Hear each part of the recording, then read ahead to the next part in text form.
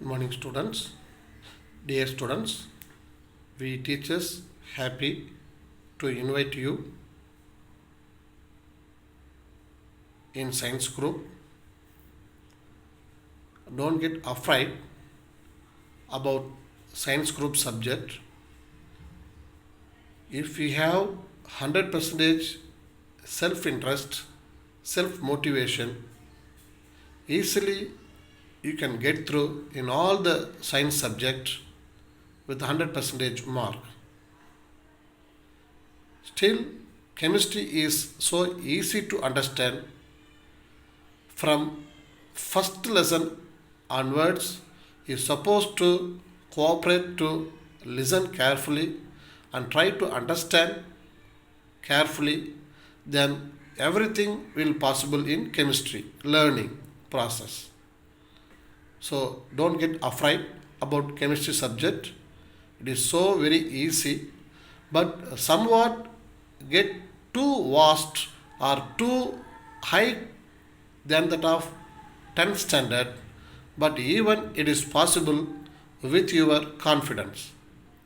Right. Now we get into that unit number 1, basic concept of chemistry and chemical calculations. The first topic, matter. What is matter? Matter is defined as anything but that has mass and occupies space. Able to follow me? Matter is defined as anything but that has mass and occupies space. Then we can define them as matter. All matters is composed of atoms. All matters is composed of atoms. Next, classification of matter. To understand the properties of matter better, we need to classify them. The two most commonly used methods to classify them as follows. The first one, classification based on physical state of matter, and second one, classification based on chemical composition of matter. A classification based on physical method, the matter classified into solid, liquid and gas. Here we can take example the water. The water as being in solid state as well as being in liquid state as being in gaseous state. By different temperature, these physical state of the matter easily interconvertible one. At 0 degrees Celsius, the water being as solid called ice. At room temperature, that is above 0 degrees Celsius, the same water can be in liquid state. By 100 degrees Celsius, the water become into gaseous state. So, by adapting suitable temperature and pressure, these physical state of matter easily interconvertible one. Next one, chemical classification of matter. They classified into mixture and pure substances. Again, mixture classified into homogeneous and heterogeneous. Example, we can say green tea. Homogeneous means nothing that the solution getting only single phases. Everything present as one unit. Heterogeneous, example, oil and water. They are going to be exhibit the different phases. Easily identify the different components present in the mixture. They are called heterogeneous. Then pure substance further classified into elements and compounds. Example for elements, we can say copper. For compounds, we can say copper sulfate. Right. So, detailed way we can discuss one after another. Physical state of matter. The physical state of matter can be converted into one another by modifying the temperature and pressure suitably. That already I told you here.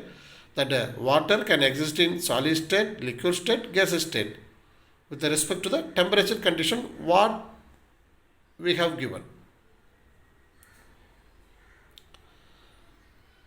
Next one, the chemical classification. Mixture.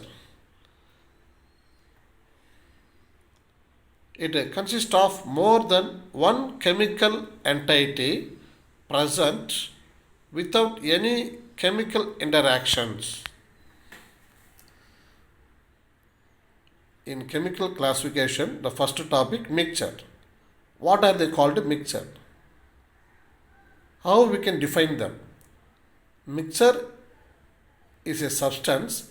It consists of more than one chemical entity, that is more than one chemical components present together without any chemical interaction among them. There is more than one chemical component or element mixed together, but there is no any chemical interaction, chemical reactivity among them. Then we can say they are called as mixture. Examples: smoke and fog, dirt and water, sand, water and gravel, that is present in cement, water and salt, that is present in seawater, water and oxygen, called as sea foam.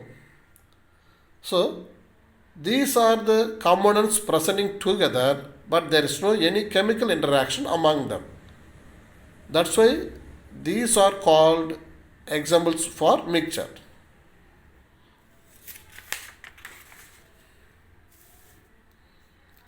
Based on physical appearance, mixture can be classified into homogeneous mixture and heterogeneous mixture. What are they called? Homogeneous mixture. It is a solid, liquid or gaseous state. That mixture has the same or uniform proportions of its components throughout of any given sample. It has single phase. Able to follow me? It is a solid, liquid or gaseous state, but the mixture that should have the same or uniform proportions of its components throughout of any given sample. It has single phase. Example: air. In that air there is nitrogen, oxygen, water vapor and other smaller substances present together, but there is no any chemical interaction between them. They present together without chemical interactions. That's why air is example for homogeneous mixture, as well as salt solution. Salt, any salt we can take that is being in solid state. When you put into that glass of water, the solid nature of salt will disappear, become into liquid state. That is called salt solution. Here only one phase exists, that is liquid phase, as well as sugar solution and water and all alloy type. These are examples for homogeneous mixture. Next, heterogeneous mixture. It is a mixture with a non-uniform composition. The composition varies from one region to another with at least two phases that remains separate from each other with clearly identifiable properties. If you examine a sample of heterogeneous mixture, you can see the separate components. Listen. Example for heterogeneous mixture: water and ice cubes. Here water as being in liquid state, ice cubes in solid state. These two things together present, it is easily identifiable from each other. Water as being liquid and ice cubes as ice cubes in solid state. Easily we can differentiate. As well as sugar and sand. mixing together, easily we can identify where the sugar particle and where the sand particle, like that. And salt and pepper. Chocolate chip cookies. That means if you take a bite from a cookie, you may not get the same number of chips as you get in another bite.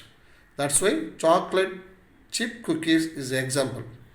And then soil, then blood.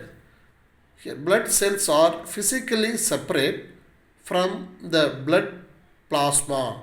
The cells have different properties than plasma. That's why blood is heterogeneous mixture.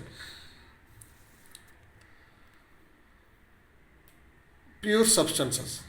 Substances that are made of or composed of simple atoms or molecules. Example: tin, sulfur, diamond, water, pure sugar and table salt. This is an example for pure substances. The next, element. An element consists of only one type of atom. Mind that. An element consists of only one type of atom. They can exist as monoatomic or polyatomic. Monoatomic means only single atom going to be as an element. Polyatomic unit means more than one same type of atom together as being element. That is polyatomic unit. Polyatomic elements are called molecules. What is an atom? It is the smallest electrically neutral particle. It is the smallest electrically neutral particle. It is made up of the fundamental particles called electrons, proton and neutrons. Charge of the electron negative, charge of the proton positive. Electron and proton in an atom always being in equal number. That's why atom is the smallest electrically neutral particle. Neutron here chargeless. The monoatomic unit, that is monoatomic element. Example: gold, copper. These are all single atom going to be as element. That is monoatomic unit. Polyatomic unit, more than one atom of same type going to be together. Hydrogen, two hydrogen atom together as such two. Phosphorus, four phosphorus atom together. Sulfur element, 8 sulfur atom together. So these are example for polyatomic unit. Next one, compound. Compounds are made up of molecules which contain two or more atoms of different element. Compounds are made up of molecules which contain two or more atoms of different elements. Properties of compounds are different from those of their constituent elements. Example: formation of sodium chloride from sodium and chlorine element. Sodium element, shiny metal. Chlorine element, irritating gas. But the sodium and chlorine react together forming sodium chloride having crystalline solid nature. So in the compound formation, the individual properties of each element get changed. So during the compound formation, the properties of compounds are different from those of their constituent elements. During the compound formation, the properties of elements get disappear and become compound with a new property. Example here: carbon dioxide, glucose, hydrogen sulfide and sodium chloride. Next, atomic masses. We know that atoms are too small, it is not visible to our naked eye. Since atoms are too small with a diameter of 10 to the power minus 10 meter and weigh approximately 10 to the power minus 27 kilogram, it is not possible to measure their mass directly. Hence, here it is proposed to have relative scale based on a standard atom. The carbon 12 atom is considered as a standard atom by the IUPAC committee.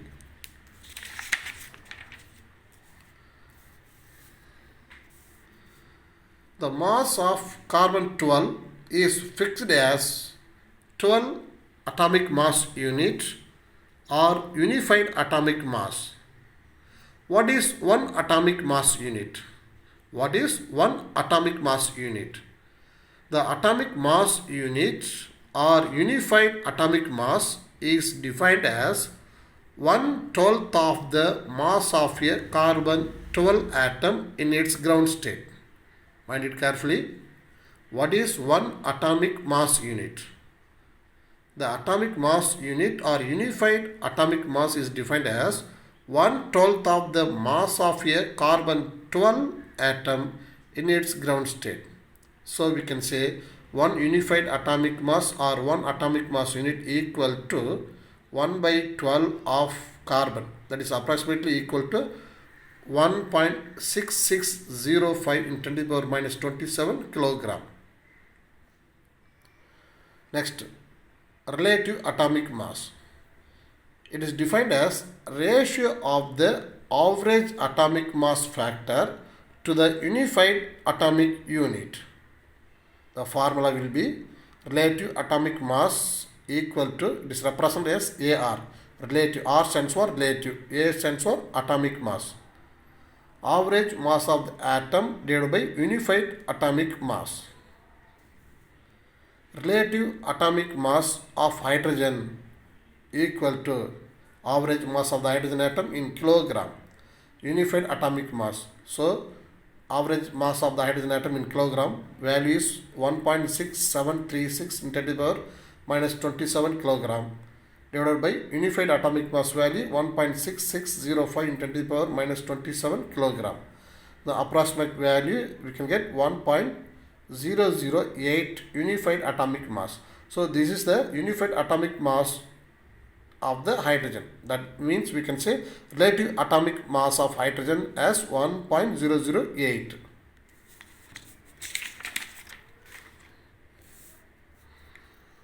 Why have to calculate average mass of the atom?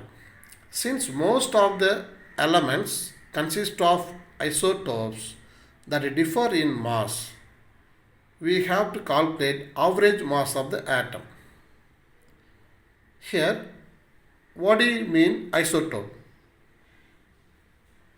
Atoms of the same element having same atomic number but differ in their mass number. Example, hydrogen 1 1, hydrogen 1 2, hydrogen 1 3. So the hydrogen element differ in mass number as 1 2 3, but they are having same atomic number as 1 1 1. So this group of atoms of hydrogen called isotopes. Since the atoms present in different mass number, they need to calculate that average mass of the atom. Average atomic mass. It is defined as the average of the atomic masses of all atoms in their naturally occurring isotopes.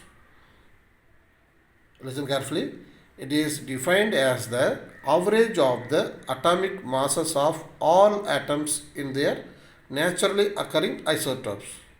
For example, chlorine consists of two naturally occurring isotopes as Cl1735 and Cl1737 in the ratio of 77:23. So average relative atomic mass of chlorine is equal to 35 into 77. That means what?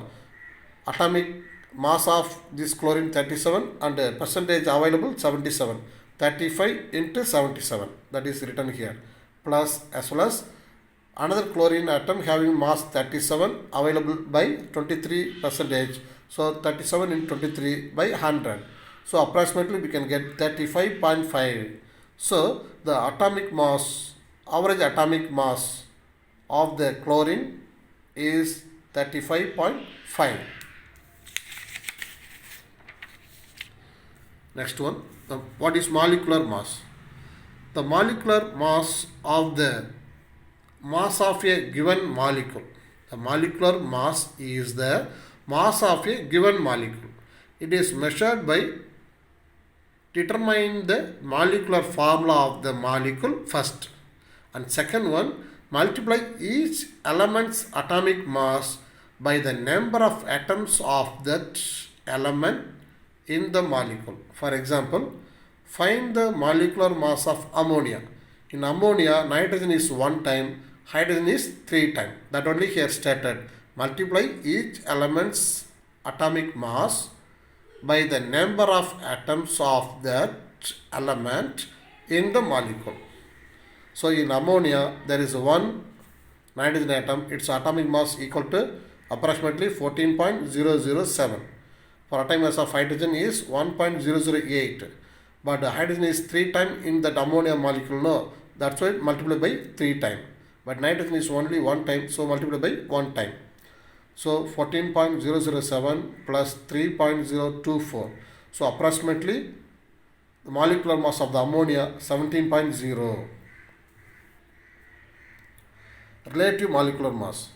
Similar to relative atomic mass, relative molecular mass is defined as, listen carefully, similar to relative atomic mass, the relative molecular mass is defined as the ratio of the mass of a molecule to the unified atomic mass unit.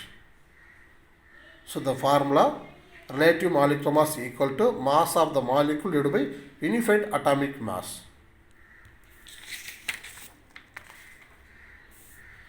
The relative molecular mass of any compound can also be calculated by adding the relative atomic masses of its constituent atoms. Listen carefully.